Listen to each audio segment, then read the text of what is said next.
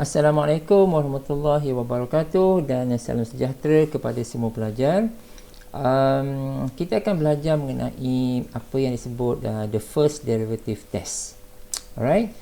So bila kita sebut yang ini kan, first derivative test, sebenarnya first derivative test ini dia banyak merujuk kepada test yang kita buat dengan menggunakan table. Ya, test yang kita buat dengan menggunakan table. Nanti kita akan bincang apa yang saya maksudkan itu. Cuma yang pertama sekali kita lihat kat sini ya. Ada beberapa info kat sini. Let's say kita diberi satu curve, katakan y sama dengan fx.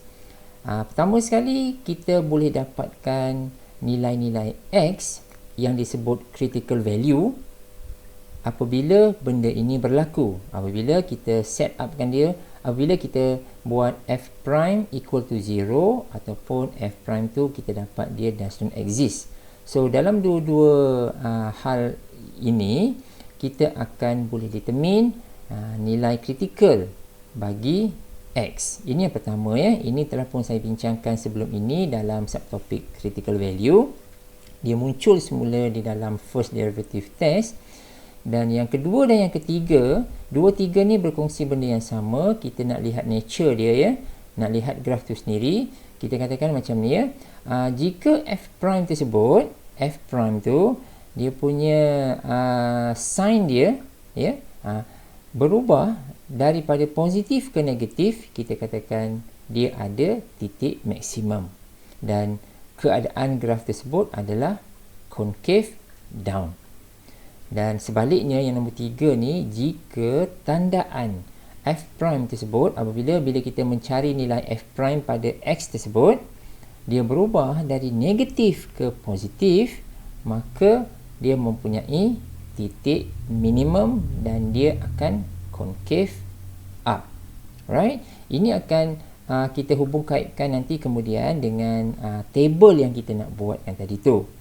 So jadi saya dah tulis kat sini. Dalam first derivative, use the table to identify positive to negative ke ataupun negative to positive at certain x value.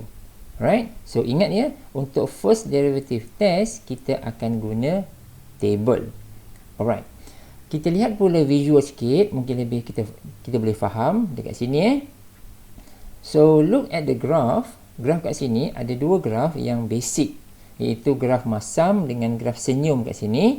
Jadi kita perhatikan untuk graf ini, kita perhatikan, cuba lihat kecerunan dia ataupun kecerunan ataupun f prime ya. F prime dia kita perhatikan, cuma nak ingatkan semua ya, bila kita buat graf kita sentiasa merujuk graf tersebut dari kiri ke kanan ya, bukan dari kanan ke kiri. So dari kiri ke kanan, so sini ke sini ya. So jadi kita perhatikan dekat sini, untuk portion kat sini kita ada x0 kan. X0 tu dia punya nilai y dia dekat sini tau. So x0 ni adalah dia punya critical point dia ya. Di sini adalah critical point dia. Dan di sinilah f prime dia equal to 0, nampak tak? So maksud dia tak ada kecerunan. So jadi kita nak investigate nilai-nilai yang kurang daripada x0 dan nilai-nilai yang lebih besar daripada x0. So macam tu. So jadi kalau kita perhatikan dekat sini, portion belah sini dia punya kecerunan dia, f prime dia increase kan. Dia increase, maksud dia f prime tu bernilai positif. Dan dekat portion belah sini dia punya f prime dia adalah negatif sebab dia decrease. Graf tu sentiasa berada macam ni ya. Dia naik macam ni, dia turun macam ni. So bila dia naik, dia increase lah, dia positif. Bila dia turun, dia decrease, maka dia negatif. Dalam kes ini, raja ini kita dah tahu dah, dia adalah concave down dan dia mempunyai satu titik maksimum. Maksud dia, the critical point tu adalah titik maksimum. Okey, dekat sini saya sebut ada local max kan, local max dan local min. Okey, max dengan min ini dia bergantung kepada apa ni, yang inilah yang titik tertinggi, local ni, kalau kita sebut local max ataupun min, ataupun ada satu istilah iaitu local extremum, ya. Extremum tu dia merujuk kepada sama ada dia min ataupun max. Kita yang kena decide.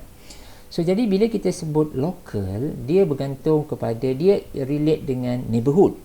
Neighborhood tu bermaksud kita nak check sebelah kiri, pada point tersebut kita nak check sebelah kiri dengan sebelah kanan itu. Ya, so sebelah kiri dengan sebelah kanan itu, tandaan ini mesti berbeza. Baru dia ada local. Faham tak? Okey, dalam contoh ini nampak tak? F prime sebelah kiri kan positif kan, sebab dia increase.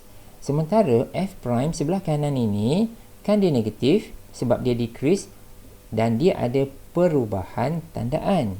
So bila ada perubahan tandaan macam ni, maka baru dia ada local.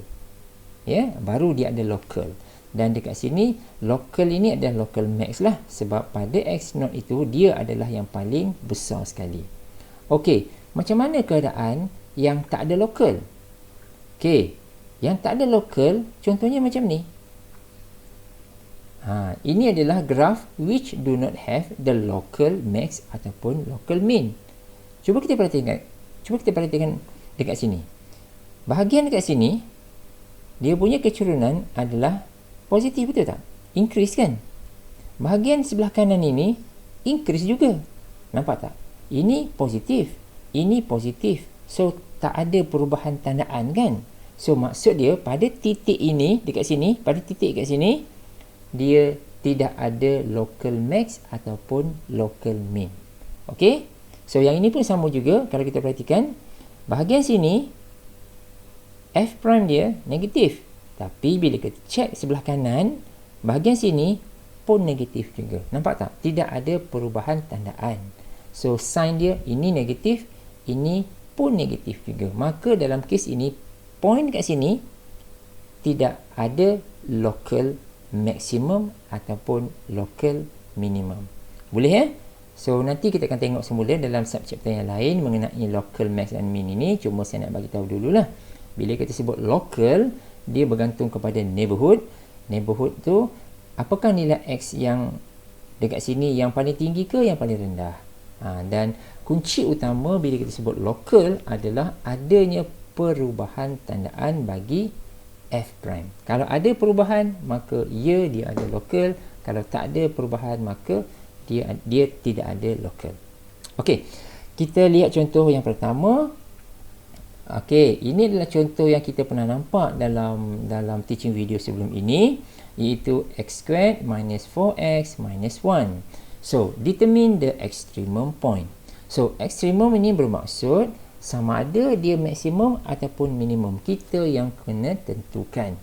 So, dia minta point ya. Dia minta point. So, maksud dia minta koordinat. Dia minta XY. Okey, mula-mula kita kena tahulah. Kita kena tahu apakah nilai X point tu. So, maksud dia nak tahu dia maksimum ke ataupun minimum. Jadi, pertama sekali untuk menentukan dia minimum ataupun ekstrimum, kita kena buat F prime equal to 0. Kita kena carilah critical point tu. Sebab daripada critical point tu baru kita tentukan dia max ataupun min macam ni kan. Tengok rajah ini. Nampak ni? Macam ini kan. So, nampak tak? X0 ini pada titik ini. So, X0 ini, inilah dia critical value, betul tak? So, pada critical value ini, dia sebenarnya adalah maximum point. So, maksud dia untuk mendapatkan maximum point ataupun minimum point, kita perlu mengambil kriteria ini. Nampak tak? X prime equal to 0. So, kita kena ambil ciri-ciri ini, first derivative ini. Jadi, sebab itulah kita kena considerkan yang warna biru ini. So, kita buat F prime equal to 0, kita dapatkan dia punya critical value. So, apabila kita buat F prime equal to 0, critical value tu ada satu je, iaitu X sama dengan 2. Alright? So, X kita dah dapat, Y dia apa? Y dia kita isilah. Kita masukkan X sama dengan 2 ni ke dalam sini. Masukkan ke dalam sini. So, kita akan dapat nilai Y iaitu negatif 5. Maka, dalam kes yang pertama ini, kita baru tahu dia punya critical point dia adalah 2 negatif 5. Jadi tugas kita sekarang adalah untuk mengenal pasti critical point ni max ke min. Jadi untuk buat ini kita akan menggunakan the first derivative test. Tadi saya dah sebut kalau dia merujuk kepada first derivative test, sebenarnya kita akan menggunakan table. Ni, table ni. Ya, table. Jadi bila nak buat table, ini kita mungkin dah pernah belajar sebelum ni kan. Table ini dia punya nilai dia apa? Nilai dia adalah yang pertama sekali kena check critical value dia apa. Critical value dia adalah X sama dengan 2 kan. So 2 ni ada anchor dia. So kita nak lihat nilai-nilai kurang dari 2, nilai-nilai besar dari 2. Macam tu, ada kiri dan kanan. Kita nak tengok nature dia kan. Jadi kita pun buat macam ni. So, ini adalah 2 Ini adalah critical value dia So, jadi bila kita katakan by using table dengan menggunakan first derivative test, maka kita belah kiri ini kita mesti menggunakan f prime. F prime maksud dia yang belah kiri ini sebenarnya adalah yang inilah. Yang ini. 2x tolak 4 ni. Ya, 2x tolak 4 ini. Jadi ini ya. 2x tolak 4 adalah dekat sini. Jadi ini adalah anchor dia. So ini adalah x sama dengan 2. Sebelah kiri adalah x kurang dari 2. Sebelah kanan adalah x besar dari 2. So, yang atas ni saya hanya ambil satu nilai contoh. Yang ini pun sama juga. Saya saja ambil satu nilai contoh supaya nilai-nilai ini saya boleh masukkan ke dalam f prime ini. Untuk mendapatkan apakah nilai dia. Negatif ke positif. Jadi apabila kita masukkan ini ke sini, kita akan dapat ini adalah negatif. Portion ini adalah positif. Yang ini definitely akan positif lah. So jadi dari sini kita lihat kecurunan dia adalah negatif. Maksud dia ke bawah. Ya, dia adalah ke bawah. Ini kecurunan dia kosong. Tak ada kecurunan. Dia flat je lah. Dia flat macam ni. Dan ini kecurunan positif. Dia ke atas. Dia increase kan. Jadi dengan mempertimbangkan tandaan ini ke bawah, tegak, ke bawah, dia mendatar dan naik balik. Jadi overall sketching dia adalah macam ni. So dari sini kita dah dapat tahu kan, dia adalah concave up dan dia adalah minimum point. Jadi saya buat satu kesimpulan dekat sini, dia adalah concave up and the sign for f prime dia change from negative to positive, which indicate that the point is the minimum point. Boleh so tu caranya lah. So dekat sini saya nak terangkan juga sikit lah, walaupun kita akan bincangkan tentang perkara ini kemudian, saya nak terangkan juga sambil-sambil kita perlu hubung kaitkan juga ya. So dekat sini sebenarnya teaching video ini kita bincangkan mengenai first derivative test. Right? Bila sebut first derivative test, kita akan menggunakan table kan? Table tadi itulah. Tetapi saya take note dekat sini, we also can determine this critical value either max or min by using the second derivative test. Kita akan bincang ni kemudian, tapi saya tulis jugalah dekat bawah ni kemudian ya. Sebabnya dia bergantung kepada soalan. Kalau kita diberi satu function, lepas tu tengok pada soalan tu, sama ada soalan tu is an open question ataupun soalan tu dia minta kita menentukan max dengan min tu by using the first derivative test. So macam contoh ini kan, dalam contoh ini adalah is an open question tau. Sebab apa?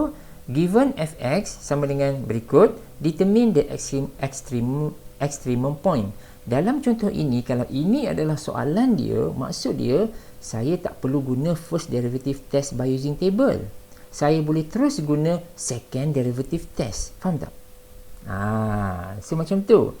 Tetapi kalau soalan ni nak cantik, maksud dia kita nak gunakan first derivative test, soalan tu mesti tulis macam ni. Given fx equal to, ini adalah curve dia, by using the first derivative test, determine the extremum value. Itu soalan yang betul di mana kita perlu menggunakan table. Okey? Tapi kalau soalan tu macam ni, ini adalah an open question, kita boleh attempt sama ada nak gunakan first derivative test using table ataupun cara yang lebih mudah lagi by using the second derivative test. Okey, so jadi saya terangkan juga sikit lah ya dekat sini.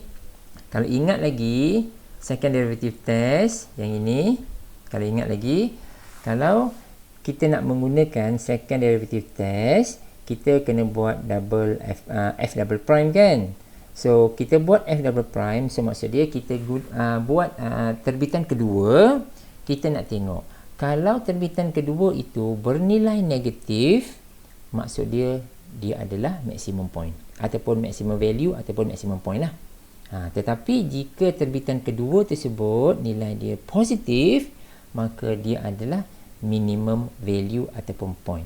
Dan contoh tadi yang ini saja nak cuba je lah ya, saja nak tunjukkan in comparison untuk kita buat perbandingan. Tapi kita jangan guna second derivative test tau. Sebab dalam video ini saya fokuskan kepada first derivative test. Bila sebut first derivative test, kita kena guna table. Ini saya saja tunjukkan aja. Kalau kita ambil contoh tadi, kita tahu yang f prime tu adalah 2x tolak 4 kan. Jadi kalau kita buat f double prime, kita dapat 2. Dan 2 ni memang definitely positif kan. Jadi bila positif, dia memang sah-sah akan minimum point. Nampak tak betapa mudah dia kalau guna second derivative kan. So jadi it depends pada soalan.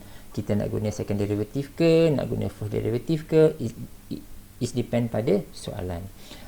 Kita tak boleh kata second derivative test ni adalah satu yang sempurna.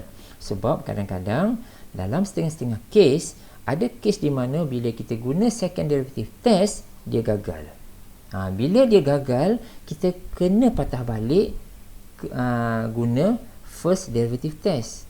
So maknanya kedua-duanya penting. First derivative pun penting, second derivative pun penting. Alright?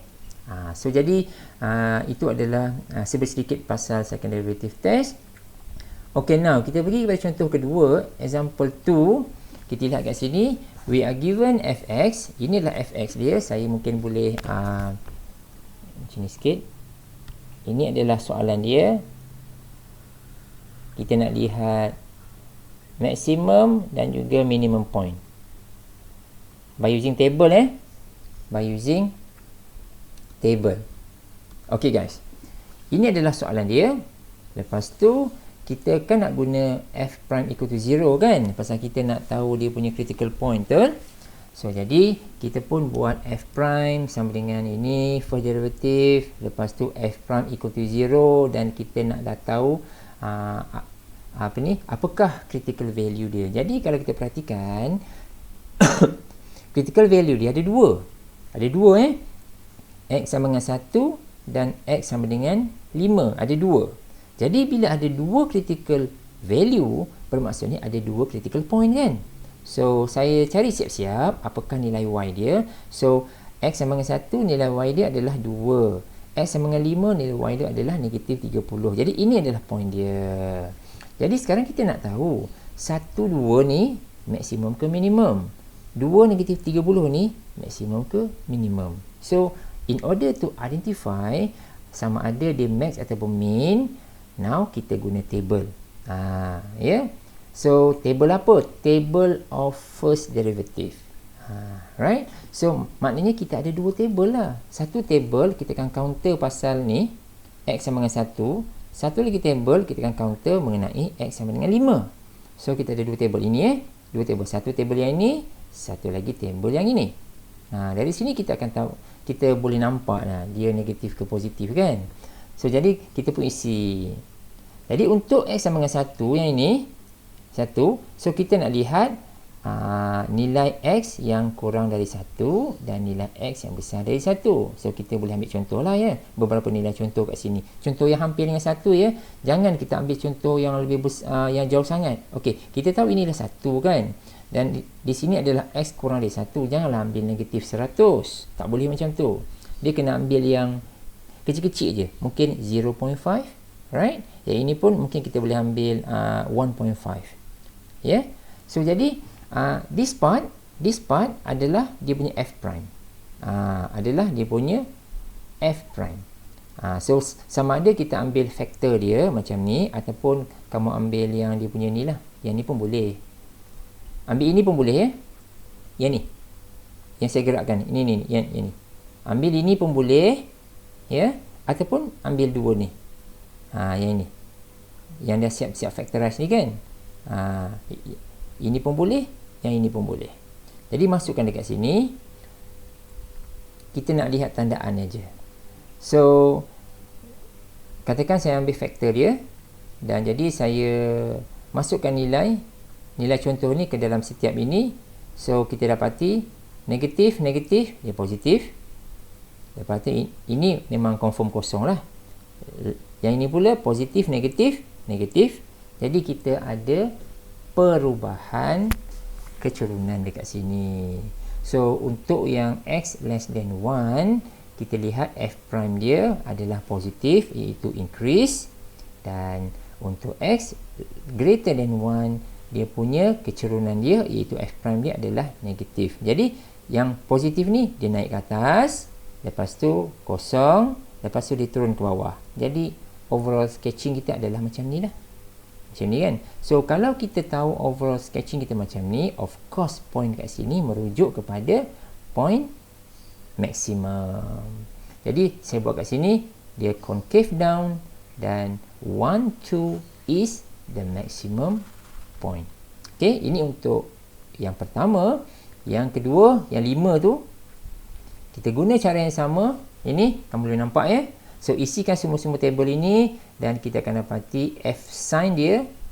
Kalau yang X less than 5, dia start dengan negatif, iaitu decrease kan, dia kan ke bawah. Lepas tu kosong, dia straight. Lepas tu positif, dia naik balik. Jadi overall sketching adalah macam ni. Jadi dalam case ini kita katakan dia adalah concave up, dan point 1 negatif 30 tu is the minimum point. Okay guys, so itu adalah